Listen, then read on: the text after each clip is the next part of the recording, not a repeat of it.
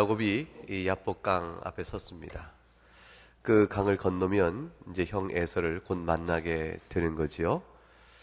야복강을 건너기 이전에 야곱이 자기 가족과 또 양 뜯을 가축을 먼저 보냅니다.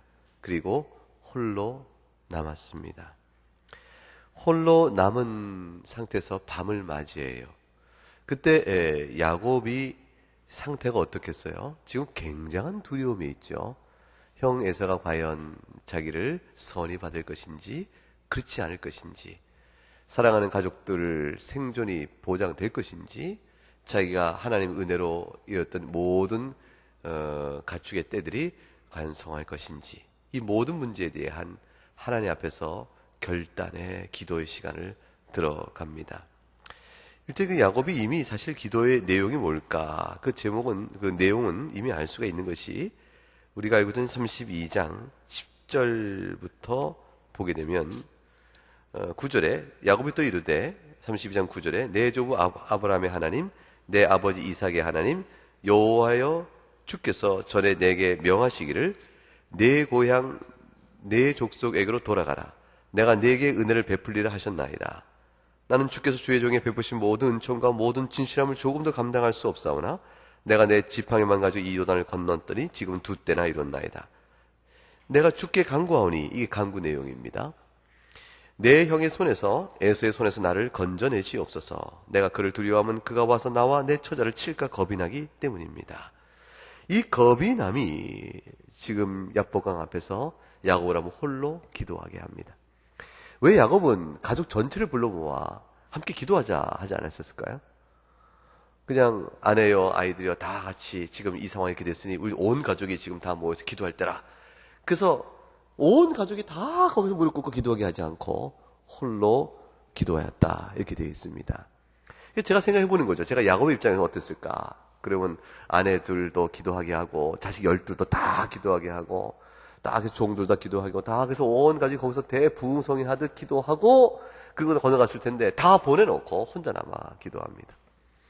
야곱의 이와 같은 기도의 선택은 가족 전체의 합심의 기도가 중요치 않아서가 아니고 야곱이 아는 것이죠. 이게 하나님과 자기의 약속의 관계를 아는 거예요. 지금 온 자기의 딸린 식구들은 자기로 인하여 살 것이요, 자기가 죽으면 죽을 자들이에요. 그러니까 실제로 야곱이 하나님과의 언약 관계를 생각합니다. 자신이 베델에서 이미 가나안 땅에서 에서에 쫓겨서 지금 하란까지 막 달려갈 때에, 그때 광야 자기를 지켜주는 하나님께서 반드시 네가 돌아오게 할 것이라 약속 주신 그 하나님을 기억하고 지금 기도하는 거죠. 그러니까 자기 혼자 하나님과 언약을 놓고 기도하는 것이면 모든 문제 해결 초점이 되어지기 때문에 1대1로 주 앞에 만나기를 합니다. 사실은 우리도 살아가다 보면은 남에게 굳이 얘기하거나, 가족이라 할지라도, 그것이 부모이라 할지라도 혹은 배우자라 할지라도, 하물며 자식엔 말할 것도 없고 심지어 교우들에게조차도 기도를 나누어 부탁하여 함께 기도할 수 없는 홀로 외로운 기도 제목을 갖습니다. 자기 혼자 싸워야 될 문제, 자기 혼자 짊어져야 될 문제, 하나님과 자신의 관계의 문제로 남는 것. 야곱의 이 혼자 남는 이 태도는 이 상황에 대한 모든 일이 결국은 하나님과 자기 사이의 관계로 남습니다. 자기가 하나님 앞에 매달려 나가는 것 외에는 다른 길이 없음을 알기 때문이죠. 하나님과의 관계를 자기가 스스로 해결하지 못하면 다른 문제도 어쩔 수가 없는 것. 사실 우리가 신앙생활 잘 하다가도 또는 이제 대개는 어려서부터 교회를 쭉 나오다가 습관적으로 나오다가 아니면 신앙생활 습관적으로 하다가 하나님 앞에 실존적으로 자기가 홀로 골방에 들어가서 하나님 앞에서 매달려 자신의 하나님을 만나고 하나님의 자기 기도에 대한 하나님의 응답을 자기가 직접 만나야 되는 그런 아주 큰 외로움이요, 혼자 감당해야 될 그런 압박, 환경적 압박들이 이때가 있죠. 그때는 홀로 남아야 되는 겁니다. 야곱은 홀로 남습니다. 홀로 남아서 이제 주 앞에서 큰 기도를 들어가는데 어떤 사람을 만납니다. 근데 여기 성경에 이제 어떤 사람이 나오는데, 이 어떤 사람이 야곱과 씨름을 합니다. 레슬링 한 거죠. 얽혀 하는데, 이게 얼핏 보게 되면 이게 항상 꿈속이나 환상 속에서 그렇게 하는 것처럼 여기는 가 실제로 한 것일까? 그런데 실제로 한 것이 틀림없는 게, 환도뼈를 치니 그가 상을 입습니다. 육체의 접촉이 없으면 있을 수 없는 일이죠. 실제로 어떤 사람인가 나타나서 야곱과 엄청난 싸움을 벌입니다. 씨름을 합니다. 그 씨름이는 격렬한 운동이죠. 격렬한 상태, 육체적인 격렬함이 필요한데 씨름을 해봤는지 모르지만 해보셨습니까? 안 해보셨죠? 저도 씨름은 뭐 어릴 때 노느라고 해본 거 외에는 씨름은 제대로 한 게 아니죠. 레슬링을. 근데 이제 권투를 해봤습니다. 이게 링을 만들고 글로브를 끼고 룰에 따라서 3회전 우리가 3번 3회전 한번 하자 했는데 3회전 못했습니다. 1회전 끝나고 2회전 하다가 중간에 야 그만 도저히 못하겠다. 격렬한 싸움에 실제로 3분을 견디기 어려운 만큼 보통 사람 같으면 3분 3회전 못합니다. 그렇게 힘이 들어요. 근데 어떤 사람과 씨름을 하는데 이 씨름이 날이 새도록 되어집니다. 이 날이 새도록 되어지는 이 씨름의 이 상황은 적어도 웬만한 사람은 3분이면 그냥 녹다운 될 만한 이와 같은 격렬한 싸움, 씨름의 싸움이 야곱에게서 밤새도록 되었다는 사실은 야곱의 상황이 얼만큼 절박한가를 그대로 보여줘요. 야곱은 지금 자기 힘으로 싸우는 게 아닙니다. 자기 힘으로 감당하지 못하고 상황의 절박성이 이거 어떻게든지 감당해야 될 싸움이기 때문에 어떻게든지 감당해야 될 싸움이기 때문에 그 처절하게 싸워 나갑니다. 이 싸움을 야곱이 시작한 게 아니에요. 성경 보게 되면 자기 있는데 보세요. 24절에 야곱이 홀로 남았더니 어떤 사람이 날이 새도 야곱과 씨름하였다. 그러니까 씨름을 누가 시작했는가 했을 때 성경 주석자들은 이게 어떤 사람이다. 야곱이 먼저 건 싸움이 아니다. 씨름이 아니다. 이렇게 생각을 합니다. 결국 그 사람이 어떤 이유에든가 결국 야곱과 씨름을 하게 됐습니다. 도대체 누굴까요? 이 사람이 누굴까요? 호세아서 12장을 보게 되면 3절 4절에 그 힌트가 나옵니다.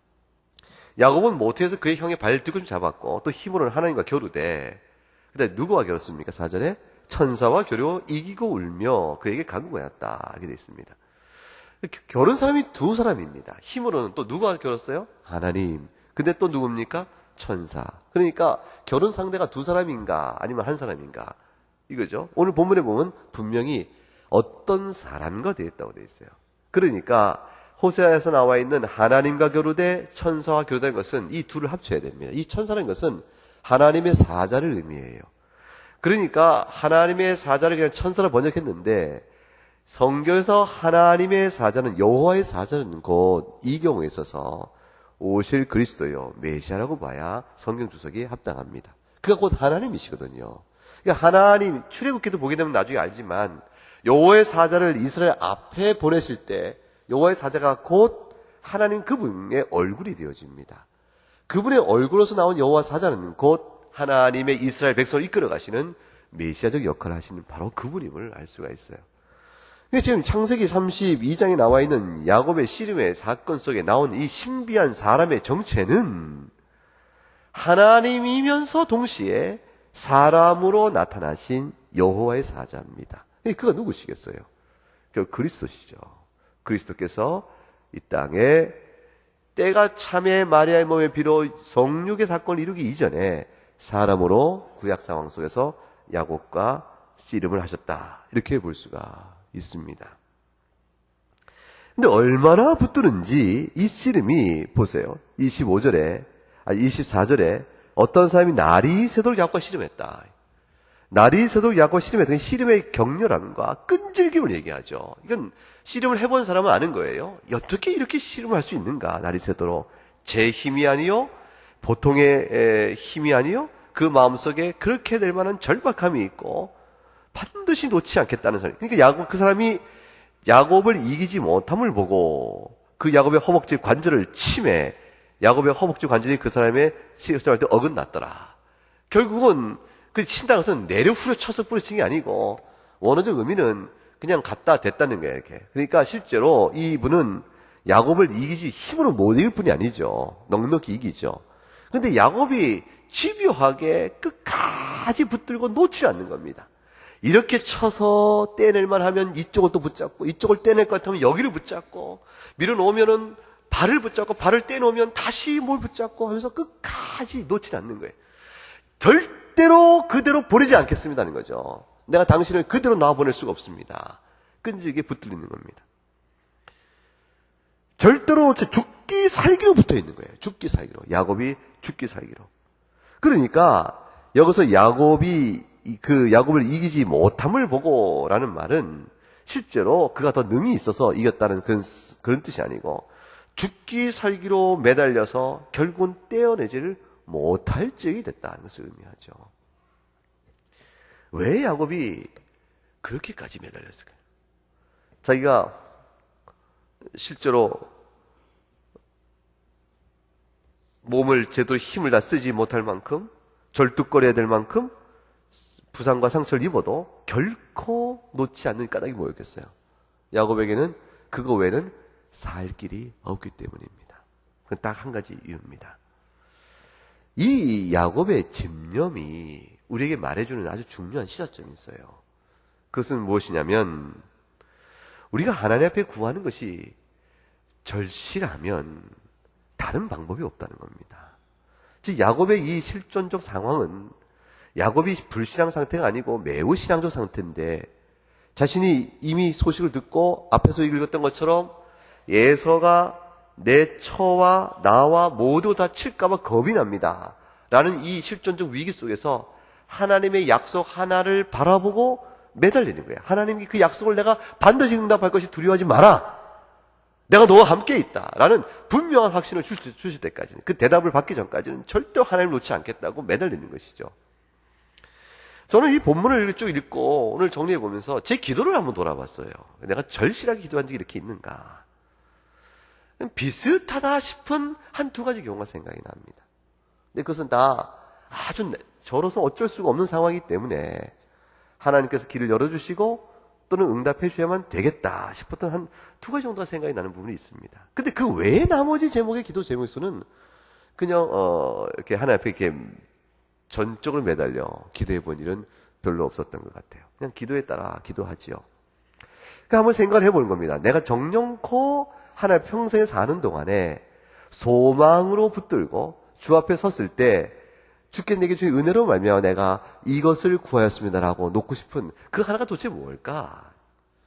이 야곱에게 있어서는 자기 생존의 문제가 달렸지만 실제 야곱이 그 생존의 위기를 타개해가는 하나님의 기도의 힘은 하나님의 약속이었거든요. 나는 하나님 앞에서 받은 약속을 놓고 주 앞에서 무엇을 내가 평생 필사적으로 내가 야곱의 입장에서 결코 놓지 않겠다고 이렇게 붙들 만큼 집념 어린 끈질긴 그런 기도를 내가 드려야 된다면 어떤 기도를 할까 생각해 보니까 한 마음속에 떠오르는 한두 가지가 있습니다. 그러고 나면서 그 기도를 어떻게 했나 생각해 보니까 심히 기도의 태도에 대한 반성이 마음에 들어옵니다. 야곱은 무엇을 얻기 위해서 이렇게 정령코 집념 어리게 기도했냐면 26절에 그 답이 나와요. 당신이 내게 축복하지 아니하면 결코 당신을 가게 하지 안 하겠습니다. 결단코 결심하고 하나님의 복을 받기를 원하였습니다. 우리 모두도 하나님의 복을 정령코 받기를 원하는가? 이 야곱에게 있어서 이 하나님의 복에 대한 간구는 사실 아주 어렸을 때, 그러니까 이삭을 아버지도 형 에서를 바라보면서 장자인 에서가 누릴 장자의 축복이라 생각한 것에 대한 간절한 사모함이 나면서부터 계속 있어 쌓여왔던 그 심령의 간구가 오늘 터져 나오는 거예요. 그러면서 하나님이 복을 주지 않는 한 내가 결코 하나님을 놓지 않겠습니다. 그 야곱이 바라고 바랐던 그 하나의 복이 도대체 무엇일까? 그것이 만일 그 복이 적당한 물질의 복이요, 세상에서 성공이요, 그런 것이라면 이렇게까지 할 것도 없어요. 그런데 단순한 복이 아닙니다. 야곱이 그토록 하나님을 놓지 않겠다 했던 그 복은, 자기 생명을 걸고 붙드는 복은 그보다 훨씬 더 근본적인 것입니다. 그것은 바로 하나님에게 인정을 받고 하나님 자신을 자기 안에 새겨주는 것이요, 하나님을 자기 방패요 상급으로 받는 그 복입니다. 만약 그렇지 않으면 사람은 절대로 하나님께 기도 안 나옵니다. 여러분, 만약 우리가 물질에 어느 정도 필요 때문에 하나님께 매달린다면요, 사람이 자족의 마음이란 것도 교양적으로 있을 수 있기 때문에 적당한 범위 내에서 살죠. 그럼 하나님께 기도할 이유가 없어지는 것이죠. 그리고 가만히 돌이켜보면 물질이 공공할 때 하나님께 얼마나 기도했던가를 생각해 보게 되면 근데 기도는 결국 야곱의 기도가 아니었던 것이 되어져요. 야곱은 지금 처자와 자신의 생존을 놓고 기도하지만 사실 이것은 가나안 땅으로 돌아가 이삭의 복을 이어받아 아브라함의 축복을 이어받을 큰 언약의 태도에서 이루어지는 복이에요. 훨씬 더 근원적입니다. 우리가 한평생 사는 동안에 주를 믿고 의지할 때 신앙의 빛깔, 살아가는 이유, 믿음의 자태, 열심, 그 모든 것들이 다 어디서부터 오는 것인가? 내가 구할 것을 손에 쥐어주면 적당한 부분에 만족하면 그럼 하나님에 열심이 없어지는 것인가? 정놓고 그런 부분을 생각해 볼 필요가 좀 있지요.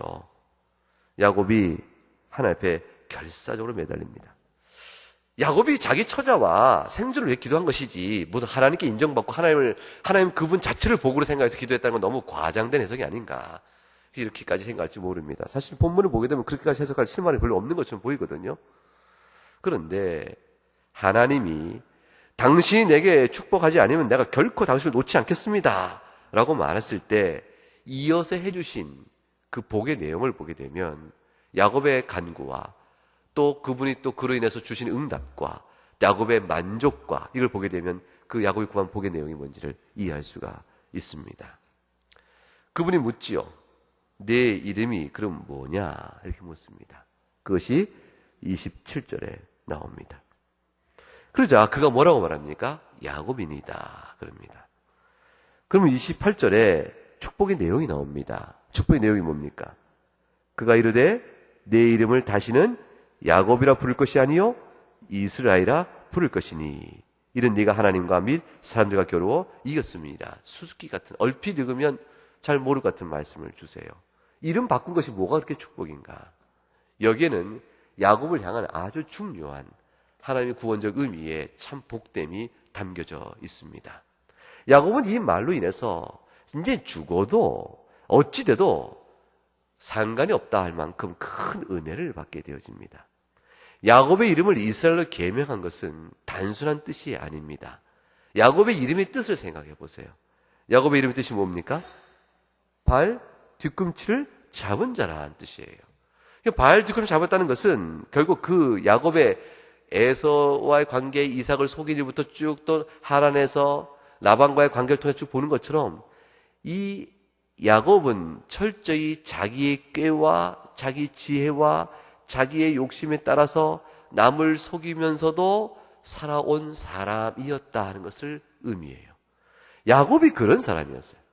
근데 이 야곱을 가리켜서 자신의 꾀로 살던 자기 능으로 살던 그 야곱을 이스라엘이라 이름을 바꾼다는 것은 그가 완전히 새로운 사람으로 전환되어지는 그 신앙의 여정 속에서 이제 완전한, 그러니까 베델에서 하나님을 만난 사건이 하나의 이전까지 야곱의 새로운 변화의 한 기초를 마련한다면, 즉 이 브니엘에서 이 사건은 야곱의 근본을 바꿔버리는 사건이에요. 야곱의 이름을 이스라엘로 내가 바꿔버린다는 말 속에 이스라엘이라는 이름은 하나님이 공연한 뜻을 준 것이 아니고 이름 자체 뜻이 있는데 그 뜻이 뭐냐면 하나님과 더불어 맞서 겨루어 이겼다라는 뜻이 담겨있다고 설명하고 있죠. 하나님과 맞서 싸워 이겼다는 말의 뜻은 정말 이겨서 이긴 것이 아니고 어떤 뜻이라고 했죠? 천사와 겨루 이겼다는 것은 정말 맞서 이긴 것이 아니고 끝까지 매달린 거죠. 끝까지 매달린 것처럼 인내하며 어떠한 고통과 어려움과 위기가 있어도 절대로 놓지 않는 거예요. 이스라엘은 말의 뜻은 결국 뭐냐? 엘은 하나님이니까 하나님께 절대로 떨어지지 않는 사람들이라는 거예요. 하나님에게서 절대로 떨어져나감이 없고 어떤 어려움과 고통과 힘이 있어도 하나님을 떠나서 살 수 없습니다 고백하고 죽게 끝까지 붙들고 매달리는 사람, 그게 이스라엘이에요. 하나님과 싸워 이긴다는 말이 바로 그겁니다. 절대로 하나님이 나를 놓을지언정 난 하나님 못 놓습니다. 그게 이스라엘입니다. 하나님이 너는 야곱이 아니요 이스라엘을 만들었을 때는 네가 이제는 너의 힘이요 너의 꾀요 남을 속이며 발뒤꿈치를 잡은 자처럼 살아온 내 인생의 삶 모습에서 이제는 하나님 외에는 내가 소망이 없습니다. 절대로 내가 하나님 못 놓습니다 라는 사람으로 바뀐다는 거예요. 그게 좀 복이었습니다. 하나님과 함께 더불어 견디는 것이고, 하나님으로 인해서 힘을 내는 것이고, 하나님과 절대로 헤어질 수 없다. 죽든 살든, 내가 죽든 살든지 절대로 하나님 못 놓습니다. 그렇게 고백하며 끝까지 주와 함께 견디며 가는 자들이 이스라엘이라 이렇게 말하는 것입니다. 야곱을 그렇게 바꿔버리시는 거예요. 지금 이 절체절명의 위기 같은 순간에 모든 것을 다 이루고 온 것 같지만 한순간에 다 잃어버릴 순간, 에서의 위협 앞에서 하나님 약속을 붙들고 눈물로, 주께서 아브라함의 약속하신 것, 이삭의 약속하신 것 제게 이루겠다 하셨는데 하나님 매달렸을 때 결국 하나님 외에는 더 이상 살 길이 없는 그런 고백의 자로 그를 근본을 바꿔버리셨습니다. 이게 예수 믿는 신자의 신앙의 색깔이요, 정체성입니다. 예수 믿는 사람은 이 땅에 필요 때문에 있는 사람들이 아닙니다. 이 땅에 잠시의 유용성, 필요함, 뭐 그런 것이 있어서 하나님께 기도하면 하나님이 잘 돌봐주시니까, 또 아프면 또 낫게 해주신 은혜도 베푸실 것이요, 또 생활도 도와주시지 않겠나. 이 땅에 사는 동안에 일정한 평안과 또 우리의 필요를 만족시키기 위해서 하나님을 믿는 사람들이 아닙니다. 하나님 자체가, 하나님 그분 한 분이 우리의 상급이 되어집니다. 절대로 하나님 못 놓습니다. 제가 모든 걸 다 잃어버려도 하나님 못 놓습니다. 그것이 성도입니다. 하나님이 택하신 족속이요, 왕같은 제사장이요, 하나님의 소유된 백성이라 이렇게 우리 정체성을 일깨워줍니다. 그 정체성을 확인하면서 나가는 우리의 반응은, 그러므로 우리가 이스라엘입니다 이렇게 말할 때 우리가 하나님을 떨어져서는 못 삽니다, 그렇게 말하는 자들이 되어야 하는 것이죠. 그래, 시험이 들어서 신앙생활을 못한다, 이스라엘이 아닌 거죠. 무슨 이스라엘이 시험이 든다고 신앙생활을 중단하며, 무슨 이스라엘이 힘이 없다고 신앙생활을 하는 둥 마는 둥 해가며 그럴 수 있겠습니까? 기복은 있고 시험은 들 수 있고 또 열심히 있다가 또 약할 수도 있죠. 그럴 수 있겠지만 근본에 있어서 하나님을 떠날 수 있나? 그럴 수 없는 거예요. 그러면 이스라엘이 아닌 것입니다. 명목상의 이스라엘 뿐이지 참 이스라엘은 근본에 있어서 하나님이 주신, 우리 안에 새롭게 창조하신 중생의 참된 생명력이 있기 때문에 하나님께 가까이 하자면 숨이 답답합니다. 하나님과 가까이 갈수록 내 영이 살고 내 숨이 맑아지며 하나님께 멀어질수록 답답하고 질색할 것 같고 어둡습니다. 세상의 만족이 그걸 대신하지 못한다는 걸 아는 사람이 그게 이스라엘입니다. 야곱이 하나님 그자에게 묻습니다. 이 메시아예요. 씨름한 자에게 묻습니다. 그렇게 말하자 29절에 야곱이 청하 이르되 당신의 이름을 좀 알려주소서 이렇게 얘기합니다. 알고 있죠. 이름을 몰라 물어볼 게 뭐 있어요. 그러니까 그다의 답변이 뭐냐면 어찌하여 내 이름을 묻느냐. 안 가르치겠다. 그게 아니고 네가 이미 안다라는 뜻이죠. 네가 어찌하여 내 이름을 묻느냐. 네가 이미 알지 않는가. 그럼 누굽니까? 그 이름이 무엇입니까? 여호와인 것이요. 여호와. 하나님 줄 네가 이미 안다. 하나님을 못 만났습니까? 예수님 믿고 신앙생활하는데 하나님 못 만났습니까? 하나님 만나주세요. 주님 뭐라 하실까요? 어찌하여 만나달라고 하느냐. 이미 만난 겁니다. 우리가 그리스도 안에서 은혜와 평강을 누리면 주께서 우리를 향하여 얼굴을 향하셨기 때문에 만난 것이고, 주께서 우리를 향하여 그 얼굴의 빛을 비추셨기 때문에 우리가 은혜와 평강을 누리고 있는 것이지, 그 주 안에서 다른 방법이 없습니다. 주를, 예수 그리스도를 보았은즉 아버지를 본 것이라. 십자가를 믿은즉 하나님과 동행의 은혜를 이미 누리고 있는 것입니다. 그러므로 하나님을 봐야 믿겠다. 증거 있어야 되는 것은 성경 말씀 앞에서 할 소리가 아닌 거죠. 말씀을 읽고 그리스도의 복음을 깨닫고 그 안에서 이미 주와 동행하며 대면한 은총을 누리고 있는 것입니다.